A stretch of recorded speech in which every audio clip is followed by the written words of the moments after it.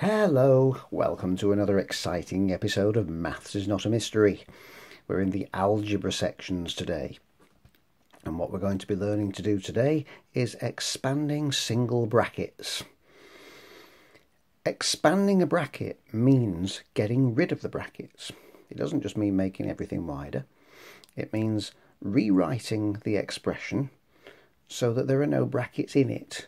Now, let's be clear before we start that all of these expressions that you can see ahead of you don't require an answer. There is no equals sign going to be happening there. All that we're going to be doing is rewriting them so that they have been written without their brackets. So, what does it mean to expand a bracket? What it basically means is that everything that's on the outside of the bracket is going to multiply the things on the inside of the bracket. So basically here we have x plus 4. On the outside it says we need 2 lots of x plus 4. So all we do is we multiply each element in the bracket by the 2 that's on the outside of the bracket. So 2 lots of x makes 2x, and 2 lots of 4 makes 8. That's it. It's finished. There was a plus sign in the middle, so there's a plus sign in the middle of that one. If there had been a minus sign in the middle, there'd be a minus sign in the middle here. That's a basic bracket expansion. So what's a bit harder about the next one? Well, the next one has got an extra number inside the brackets. Okay, so instead of x plus y, or instead of x plus 3, it's now got x plus 3 lots of y. 5 lots of x and 5 lots of 3y. Same thing again then. 5 lots of x is 5x. It says plus. 5 lots of 3y, well 5 3s are 15. So now it's 5x plus 15y. Okay, multiplying all the things inside the brackets by the thing on the outside. Now the next one is a sum. We don't have to work out the answer because we don't know what the x's actually stand for, but it's the beginning of a question because it says 3 lots of x plus 2 minus 4 lots of x minus 3. So let's see what we do here. We expand each bracket in turn. 3 lots of x makes 3x. 3 lots of 2 makes 6. Minus 4 lots of x makes minus 4x there. Now be a bit careful here because minus 4 lots of minus 3 makes plus 12, doesn't it?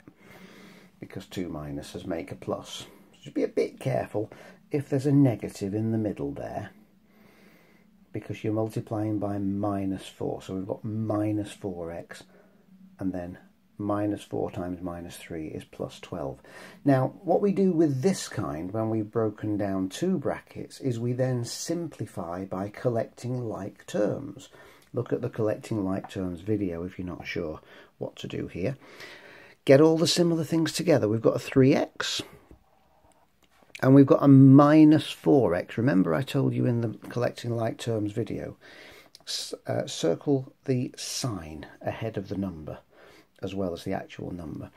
So 3x minus 4x is minus 1x, which we would just write as minus x. And then we've got 6 plus 12. 6 plus 12 makes 18. They were both pluses, no complications there. So that's it, that's the final answer, minus x plus 18. And that's a simplified version of all of that first little group there. Alright, now, on the next one we've got numbers and letters inside the brackets pushed together. It's the same as above, but just with a slightly more complex thing. So let's take a look at it. 4 lots of 2x, first of all. 4 lots of 2x, 4 2s are 8. 4 lots of 2x is 8x. 4 lots of -1 would be -4. This says plus now, plus 3 lots of 4x, 3 4s are 12, so 3 lots of 4x are 12x, plus 3 lots of -6, 3 lots of -6 are -18, aren't they? And now collect like terms.